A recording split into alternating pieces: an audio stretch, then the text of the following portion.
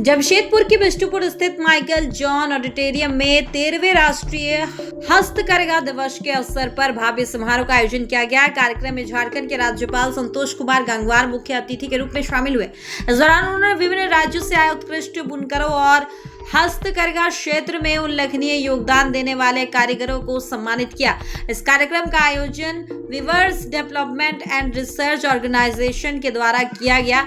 समारोह में झारखंड के अलावा देश के कई राज्यों से बड़ी संख्या में बुनकर, शिल्पकार, हस्तकरघा विशेषज्ञ और सामाजिक संगठनों के प्रतिनिधि शामिल हुए। आयोजन के दौरान पारंपरिक हस्तकरघा उत्पादों की प्रदर्शनी का भी आकर्षक का केंद्र रहा।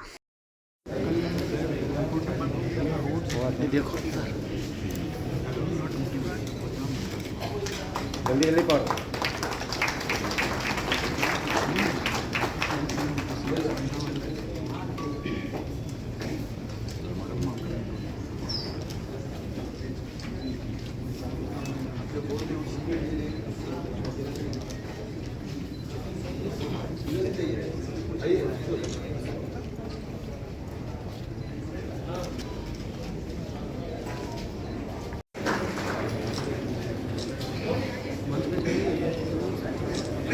की सांस्कृतिक पहचान की समृद्ध बनाता है। आवश्यकता इस बात की है कि आधुनिक तकनीक, डिजाइन, विपणन और डिजिटल माध्यमों से जोड़कर उनके उत्पादों को राष्ट्रीय एवं अंतर्राष्ट्रीय बाजार उपलब्ध कराई जाए।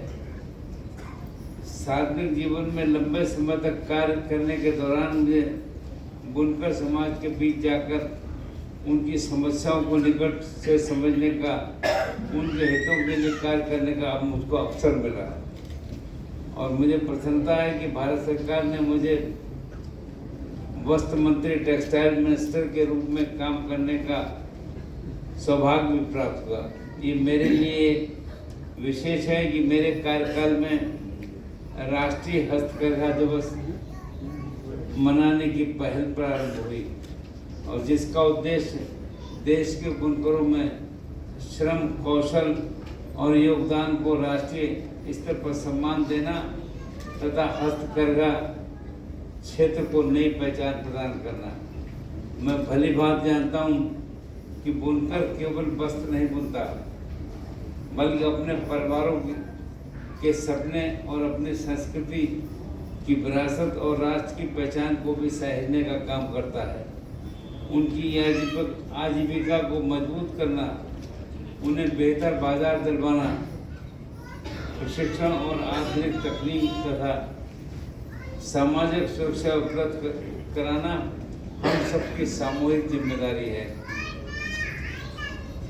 आदरणीय प्रधानमंत्री श्री नरेंद्र मोदी जी के नेतृत्व में केंद्र सरकार ने देश के कारीगरों, बुनकरों, शिल्पकारों और पारंपरिक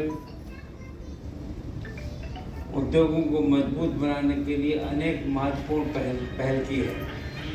वोकल फॉर लोकल, आत्मनिर्भर भारत, पीएम विश्वकर्मा योजना जैसी पहले पारंपरिक कौशल को नई पहचान और नए अवसर प्रदान कर रही है। माननीय प्रधानमंत्री जी निरंतर इस बात पर बल देते हैं कि भारत की पारंपरिक कला और हस्तशिल्प केवल हमारी विरासत नहीं, बल्कि विकसित भारत की आर्थिक शक्ति भी बन सकते हैं।